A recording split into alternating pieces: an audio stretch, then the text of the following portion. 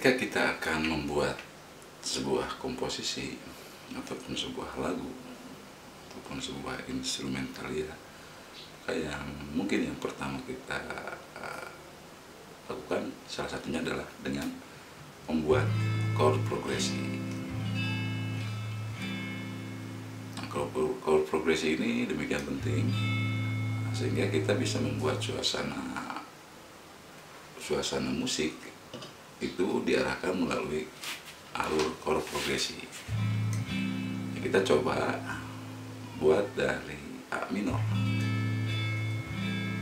kemudian seperti biasa ke D7, kemudian ke Cis minor, kemudian ke A mayor 7, kemudian ke Bis minor, kemudian ke ke B, dari B ke E minor, kemudian ke C mayor 7.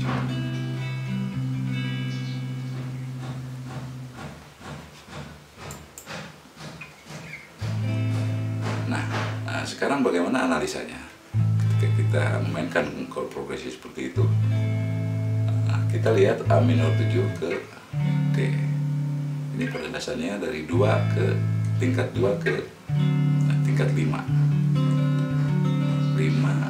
D7. Itu artinya kita gunakan nada dasarnya adalah G sebenarnya.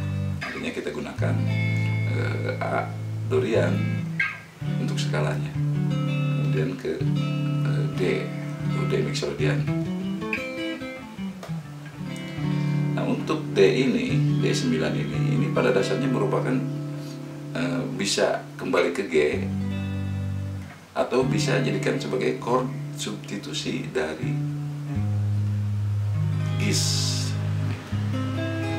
7 plus 5 atau plus 9 atau D9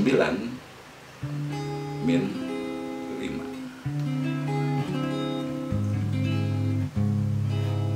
Itu artinya bahwa dari D9 ini, D7 ini bisa tidak ke G tetapi ke Cis minor.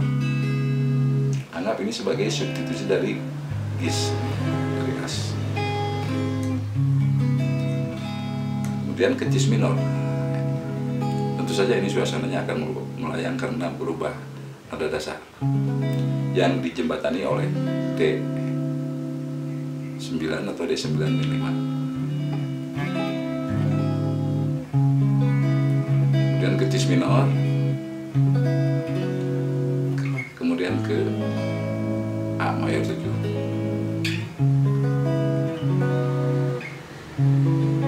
Ini bisa menggunakan bassnya mengikuti,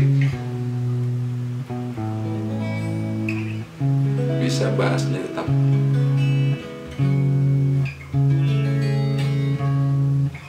Ini skala yang digunakan, tentu saja skala yang cocok dengan Cis minor ini adalah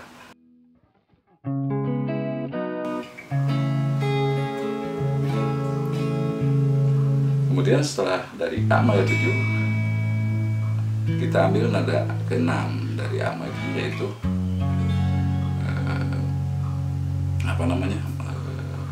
Bis minor. Kemudian ke B, ini hampir sama dengan proses dari A minor ke D. Bis minor ke B7.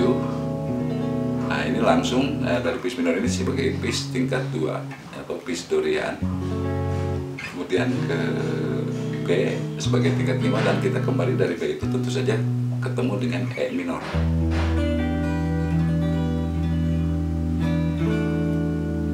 E minor, kemudian C mayor 7.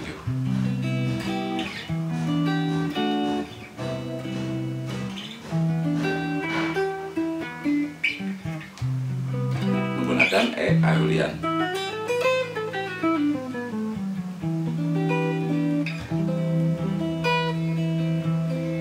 Kembali ke A minor. Nah, penggunaan skalanya, penggunaan skala ini bisa menggunakan yang pertama Dorian, bisa digabung dengan blues. Nah, ini karena ini temanya adalah bagaimana menggabungkan nanti blues dengan skala yang lain. Ini A Dorian dengan A minor blues.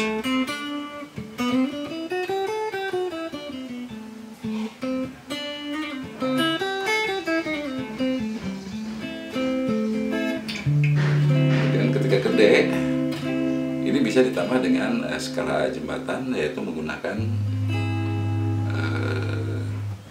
A minor melodik ataupun bis Aegis Locrian, super Locrian.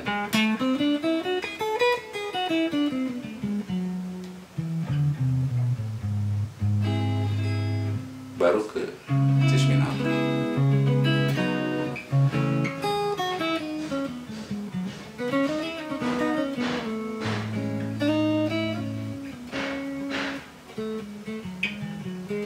Nah, untuk cis minor ini bisa menggunakan skala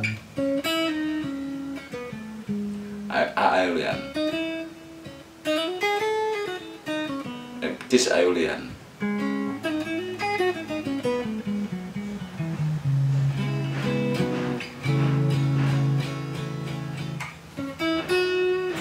Kemudian ke bis minor, bisa menggunakan bis Dorian ditambah dengan bis minor blues.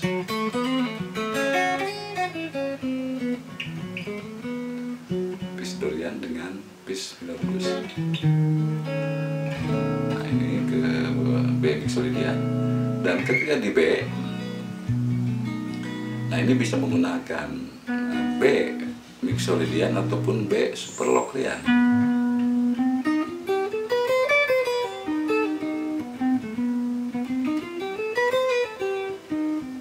Atau bisa menggunakan Phrygian dominan, B Phrygian dominan. Atau bisa menggunakan C diminis. Dan masih banyak. Ini agar bisa mengantarkan ke E minor lebih tajam. Nah, baru ke E minor. E minor bisa menggunakan E. Kalau E minor dengan C major 7 itu seperti dengan cis minor dengan A, yaitu menggunakan E Aeolian, atau bisa menggunakan E minor blues.